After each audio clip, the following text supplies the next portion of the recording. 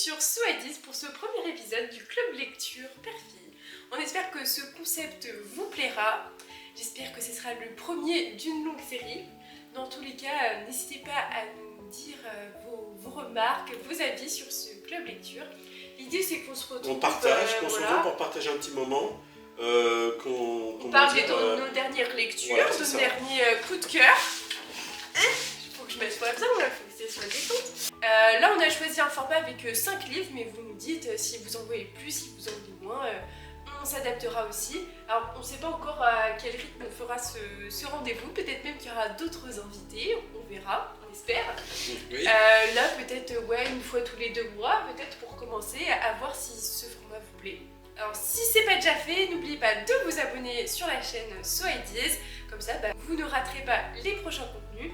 Alors que ce soit sur Soadis des vidéos de cuisine, mais aussi des livres et des jeux de société. On a choisi des styles quand même bien différents. À l'opposé, complètement à l'opposé. On a des romans plutôt historiques, des policiers, un peu de romance, de l'aventure et même un livre d'entrepreneuriat. Donc c'est pour vous dire, on a essayé de prendre un livre par thématique, un livre qui nous a plu dans les derniers mois, dans la dernière année. Donc des livres qu'on a lus plutôt récemment et qui nous ont marqués. On va alterner chacun notre tour les présentations de livres, nos avis, etc. N'oubliez pas de nous dire dans les commentaires quel livre vous a donné le plus envie de le lire. Vous trouverez dans la description de cette vidéo tous les titres qu'on a cités dans cette vidéo. Voilà, donc on commence par Les filles du bout du monde. Donc c'est un roman de Diney Costello. Ça se passe dans les années 1950 en Angleterre. Donc c'est l'histoire de Mavis, qui est une veuve de guerre et qui a 2 enfants, Rita et Rosie, donc 5 et 9 ans. Cette jeune femme, elle tombe amoureuse d'un homme qui s'appelle Jimmy. Cet homme en fait se révèle violent et manipulateur. Mais l'amour en fait rend aveugle, comme on dit. Et donc malgré tout, malgré cette violence, qu'elle croit qu'il va s'arranger, qu'il va être moins violent, elle se marie avec cet homme et elle tombe enceinte et elle attend un bébé. Et le fameux Jimmy lui pose un ultimatum, il lui dit « Moi, je ne veux pas tes 2 filles, les 2 filles d'un autre homme, j'en veux pas, donc je veux qu'elle débarrasse le plancher. Tu les mets dans un orphelinat, tu fais peu importe, je veux qu'elle débarrasse. » Donc la maman, vraiment, elle s'arrache le cœur, mais l'amour est plus fort et donc elle emmène ses 2 enfants dans un orphelinat en Angleterre. Il se trouve que la grand-mère Lily est très attachée à ses 2 petits-enfants. Donc quand elle apprend ça, elle essaye par tous les moyens de récupérer ses petits-enfants, mais en fait c'est vraiment fermé, c'est opaque au niveau information, elle a réussi à avoir aucune information, elle ne sait pas où elle se trouve, enfin c'est horrible, c'est vraiment horrible. Et donc les 2 petites filles, en fait, elles se retrouvent dans un orphelinat où, effectivement, les 1950, c'était limite de maltraitance, sans amour, vraiment déchirées complètement. Et donc la grande sœur s'occupe de la petite sœur, elle essaye même si elles sont séparées la journée, elles essayent de se retrouver, donc surtout notamment la nuit pour, avoir un peu de tendresse. Et puis brusquement, ces 2 petites filles, elles sont envoyées en Australie.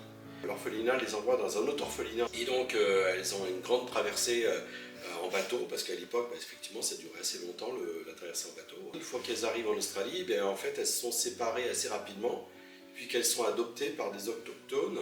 La maltraitance continue et j'irais, voilà, c'est vraiment c'est un déchirement pour elles d'être séparées à nouveau. Elles se battent pour se retrouver, la grand-mère se bat pour les retrouver.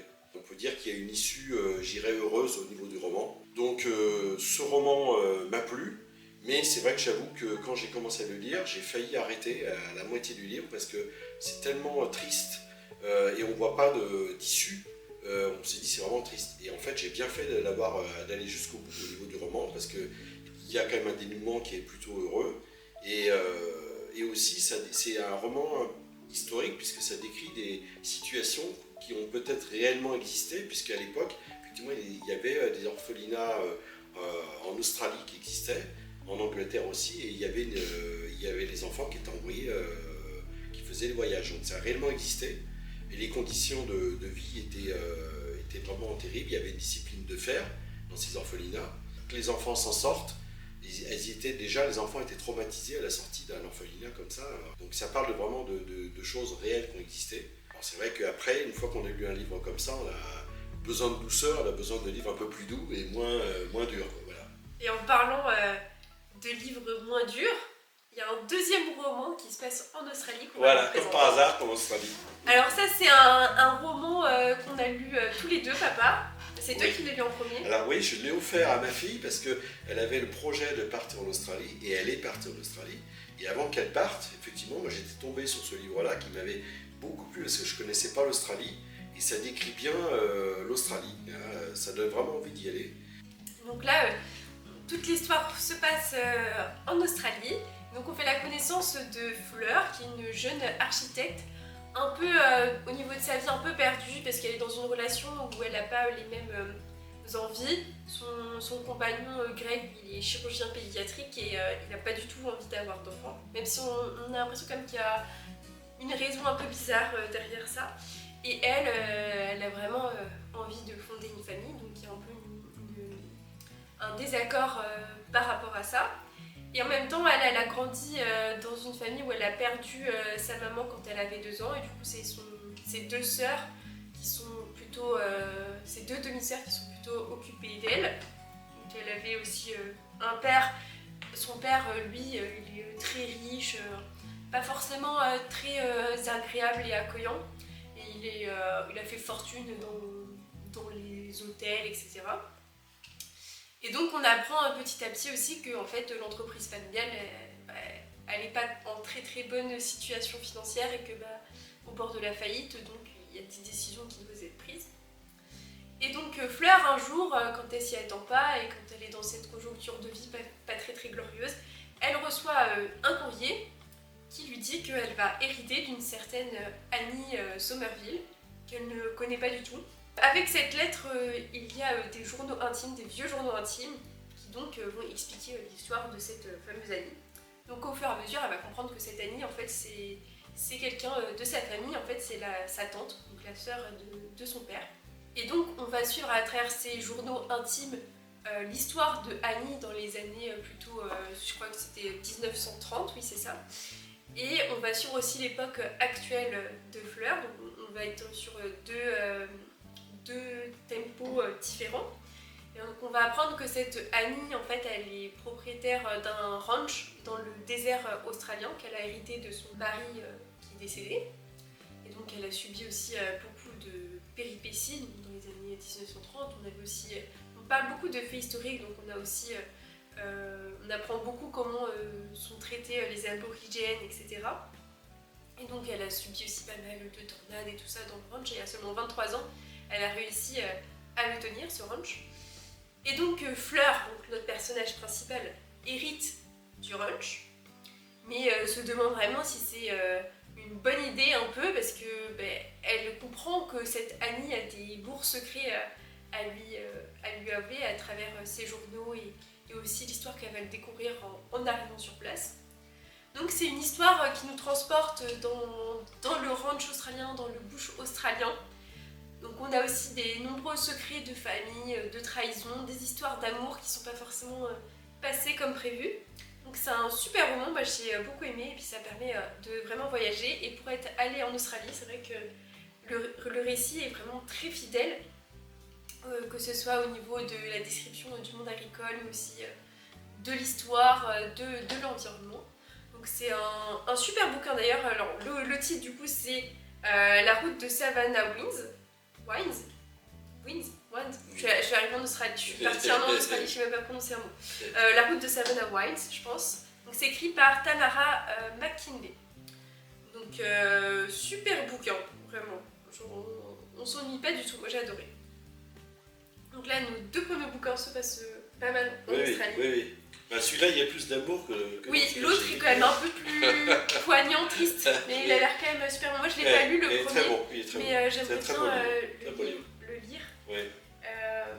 Mais bon, je pense qu'il faut que je... Ça fait penser un peu à un autre livre de Vipère au point, de Hervé Bazin. C'était... Ton livre, le premier oui. Ça fait penser à ce livre-là. Voilà, c'est Vipère au point, c'est aussi ça décrit un peu ça aussi. Enfin, c'est pas la même chose. Mais...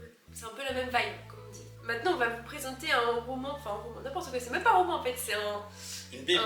Une Bible, voilà. Voilà, la Parce Bible, que la Bible entrepreneur. Qui fait presque 900 pages. Donc c'est un livre qui est écrit par Olivier Roland. C'est Tout le monde n'a pas la chance de rater ses études. Et donc ce livre, on l'a lu tous les deux encore. C'est moi qui ai commencé à le lire. Alors malgré les 900 pages qui font un peu peur, je vous assure que ça se lit très bien. Alors ça se lit pas comme un roman à lire le soir. Enfin, on peut lire le soir, mais en fait, l'idée c'est de plutôt piocher dans les chapitres qui nous intéressent. Donc le livre, il est constitué en 2 parties. Donc une partie qui est plutôt sur l'apprentissage. Oui, c'est ça. Comment bien apprendre, parce que comme le nom l'indique, en fait, l'auteur, il dénonce un peu le fait que le système scolaire n'est pas forcément fait pour tout le monde et n'est pas adapté et n'emploie pas non plus les bonnes méthodes d'apprentissage. Donc c'est vrai que c'est pour ça qu'il y a un accent très important sur l'apprentissage. Donc dans la deuxième partie, c'est plus sur la création d'entreprise, créer une entreprise qui nous permette de devenir libre. Donc l'idée c'est de devenir ce qu'il appelle rebelle intelligent et donc de devenir acteur de sa réussite et optimiser, on va dire, ses efforts pour atteindre les objectifs qu'on vise. Oui, ben, c'est ça, c'est que ça donne les clés, ça donne les outils pour se lancer sur un certain nombre de choses. Et en plus, le livre est très bien fait parce qu'en fait, il y a des exemples. C'est étayé avec plein d'exemples. On sent l'entrepreneur aussi prudent. Il y a effectivement dans toutes les entreprises qui proposent, il y a de la prudence derrière. Donc effectivement, c'est bien connaître son marché. La première clé, c'est de bien connaître son marché. Donc par exemple, dans le livre, il est donné qu'on peut par exemple monter un business avec des places de parking qu'on achète dans des parkings souterrains et qu'on peut diviser en 2 pour faire des box pour des motos. Mais effectivement, le business peut marcher que si on arrive à louer les box. Donc l'idée, c'est de mettre une annonce dans le bon coin pour louer en fait des box moto et voir en fait si vraiment il y a des clients au bout.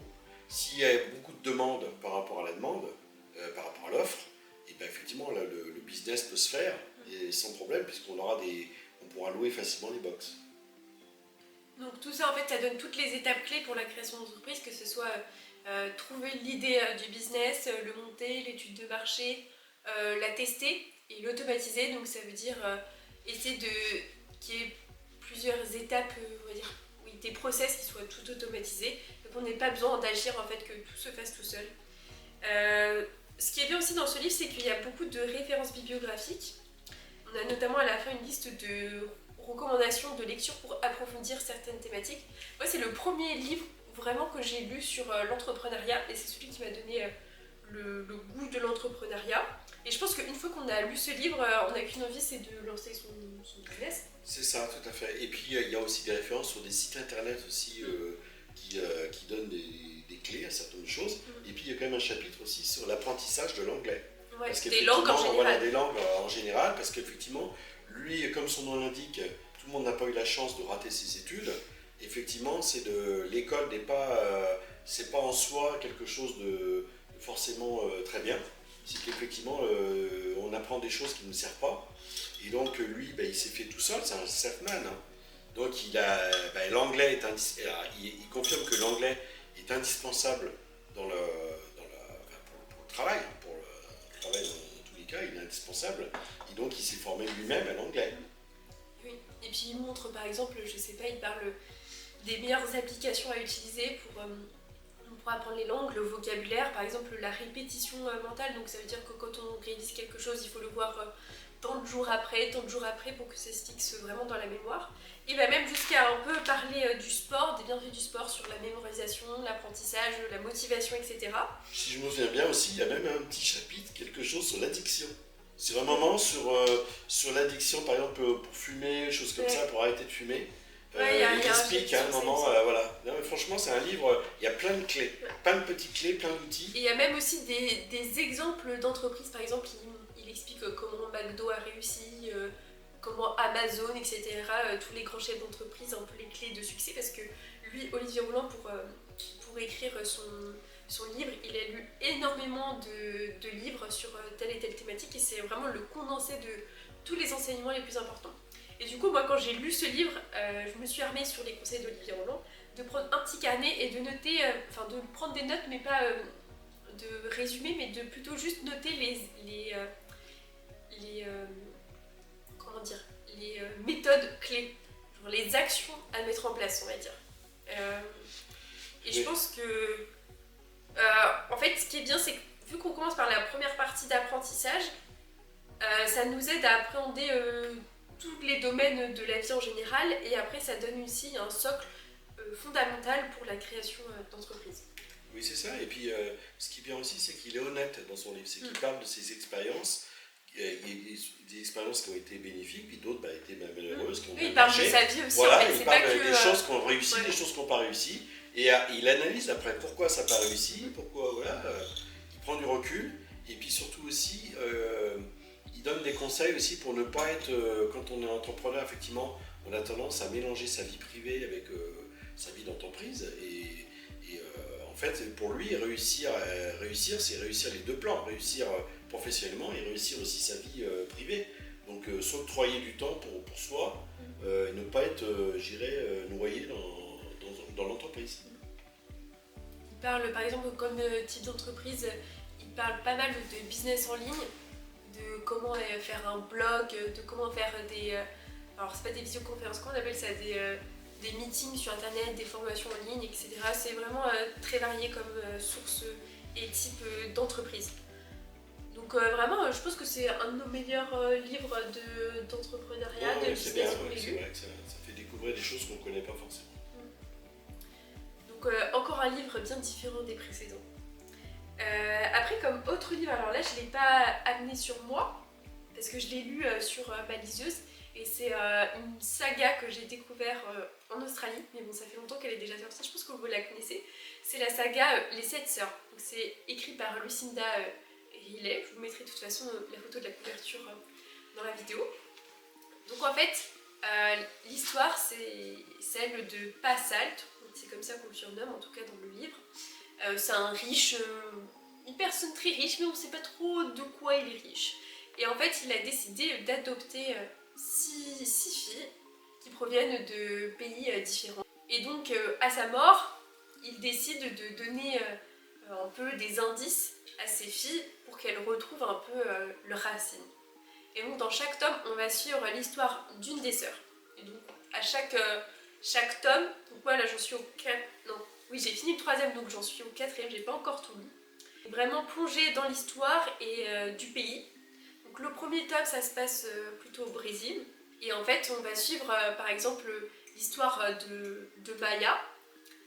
Donc elle, en fait, elle a eu comme indice du coup juste des coordonnées GPS et un bout de mosaïque. Et donc elle se rend au Brésil dans l'espoir de découvrir ses racines. Donc elle fait la rencontre d'un guide qui va beaucoup l'aider. Et donc elle apprend un peu l'histoire de son arrière-grand-mère qui s'appelle Isabella. Elle était dans une riche famille. Et en fait, elle était fiancée aussi à un riche héritier. Mais sauf que ça s'est pas passé comme prévu parce que elle est tombée amoureuse d'un sculpteur. Donc pas forcément le même rang social, on va dire. Et donc c'était pas accepté. Donc on se doute bien que l'histoire n'a pas fini comme elle aurait dû finir. Et en fait, dans chaque tome de cette série, Les 7 Sœurs, on est plongé à la fois dans l'époque actuelle, donc des sœurs qui essaient de découvrir leur passé, mais aussi plongé dans l'histoire du passé, avec des journaux intimes ou autres. Donc là, pour le premier tome, on est plongé dans l'histoire des années 20 à Paris et à Rio. Donc en fait, c'est entrecoupé de plusieurs époques historiques, et en fait, plus les époques convergent et plus on en apprend sur l'histoire. Et donc c'est bien parce que ça parle beaucoup de famille, bien sûr, parce qu'il y a un fort lien entre les sœurs qui aussi se reconstruisent face à la mort de leur père adoptif et qui apprennent tout d'un coup sur leur histoire du passé. Donc moi j'ai beaucoup aimé cette saga, même si je ne l'ai pas encore fini. Même si des fois, alors le point négatif c'est que des fois il y a quand même des passages un peu longs. Mais moi ce que je préfère c'est les retours en arrière dans l'histoire. Il y a beaucoup d'histoires d'amour, et c'est pas de la romance un peu cuculapraline, hein, c'est entrecoupé d'histoires, de péripéties, d'aventures. On s'ennuie pas et des fois on devine un peu la fin, mais en fait la fin c'est pas forcément celle qu'on a espérée au début. Donc voilà, je sais pas si vous avez déjà lu cette saga, mais pouvez me le dire aussi dans les commentaires, votre avis sur cette saga des 7 sœurs. On passe au dernier livre là. Hein, voilà, on finit par un livre un peu plus glauque, un peu plus thriller, un peu plus policier, parce que papa il adore les livres policiers. Ah oui, j'aime bien les livres là, policiers. Hein. Donc là, c'est un livre de Jean-Christophe Granger, Le vol des cigognes. C'est l'histoire de Louis Antioche, qui en fait est embauché par un ornithologue suisse qui suit les cigognes. Il propose à Louis de mener une enquête qu'il y a des cigognes qui ont disparu de l'année précédente. Et donc l'ornithologue voudrait savoir quelle est la cause de cette disparition. Est-ce que c'est dû à des insecticides? Est-ce que c'est dû à... Voilà, on ne sait pas, donc il y a une enquête à mener. Et donc Louis est intéressé par cette enquête. Max Roll doit le retrouver une dernière fois, fin août, pour donner les dernières instructions avant que Louis parte. Et donc Louis le cherche, vient en Suisse, donc dans son chalet, pour le retrouver. Il a du mal à le trouver parce qu'il n'est pas dans le chalet, et il finit par le retrouver dans un nid de cigognes, et il est mort, quoi. Louis, à l'hôpital, il apprend que Max Roll a eu une crise cardiaque, et il apprend aussi qu'il avait un cœur greffé, et qu'il n'était pas enregistré dans les personnes qui avaient des organes greffés, et donc c'est quand même un peu suspicieux. Donc Louis décide d'en savoir plus. Il réussit à rentrer illégalement dans le chalet de Max Roll. Il trouve 3 enveloppes qui sont bien cachées. Dans les 3 enveloppes, il trouve des dossiers médicaux, voilà. Et puis dans la dernière enveloppe, il ouvre et là il tombe sur des photos affreuses et choquantes. Sa décision est prise, il va mener l'enquête jusqu'au bout, même si Max Roll est mort. Il veut savoir qui est Max Roll, qui est-il, parce que là c'est quand même un peu bizarre. Donc il s'en va, là il part, il passe par la Bulgarie, il passe... donc à chaque fois il rencontre des contacts que Max Roll lui avait donnés, il apprend un certain nombre de choses. Il y a des nouvelles énigmes qui se forment. Son passé un petit peu, j'irais, point d'interrogation au niveau de Louis, au niveau de son passé, parce qu'effectivement, il a eu un accident quand il avait 7 ans. Il a les mains, des cicatrices de brûlure. On lui a expliqué un certain nombre de choses. Et il se trouve que en fait, sa propre histoire va se mener avec son enquête. Ça va se lier avec son enquête. Et à la fin, en fait, la fin est surprenante. Et elle est haletante, c'est-à-dire qu'effectivement, quand on lit le livre, on a vraiment envie d'aller jusqu'au bout pour aller jusqu'au bout. Donc, vraiment, la fin, elle est très surprenante et c'est vraiment un très bon thriller. Donc, j'ai beaucoup aimé ce livre parce que je l'ai lu très rapidement. Je crois que je l'ai lu en 10 jours de temps, je l'ai lu. Hein. Je ne l'ai pas encore lu, mais je pense que je le lirai quand même. Non, c'est vraiment un super livre. Vraiment un super livre. C'est un de tes policiers préférés? J'en ai d'autres qui... Oui, c'est un de mes préférés, on peut dire. Dans le top quoi? Dans le top 5. Ah oui, quand même. Sachant qu'il a lu au moins plus de 200-300 policiers. Donc là, c'est la crème de la crème. Non, c'est très bien. Et franchement, c'est surprenant comme livre. Ça fait voyager aussi, parce qu'on voyage dans l'Europe, on va en Afrique. En fait, quand on relit le livre, parce que effectivement, je l'ai un petit peu reparcouru, et c'est quand on le lit, il y a comme des vrais policiers, romans policiers, il y a toujours des indices qui sont glissés dans les premières pages du livre et qu'on ne fait pas gaffe. Et qu'on se dit, tiens, oui, ça avait été mis là, c'est un indice important. Voilà. Donc vraiment un super bouquin. Bon voilà, c'est déjà la fin de ce premier épisode du Club Lecture Père-Fille. On espère que ça vous aura plu. En tout cas, dites-le nous en commentaire lequel vous a le plus plu. Je sais pas, papa, si t'as autre chose à dire pour conclure le mot de la fin. Ne pas s'oublier de s'abonner, ça c'est important, voilà, parce qu'effectivement on n'aurait rien loupé. Voilà. Pour s'abonner pour ne pas rater les prochaines vidéos.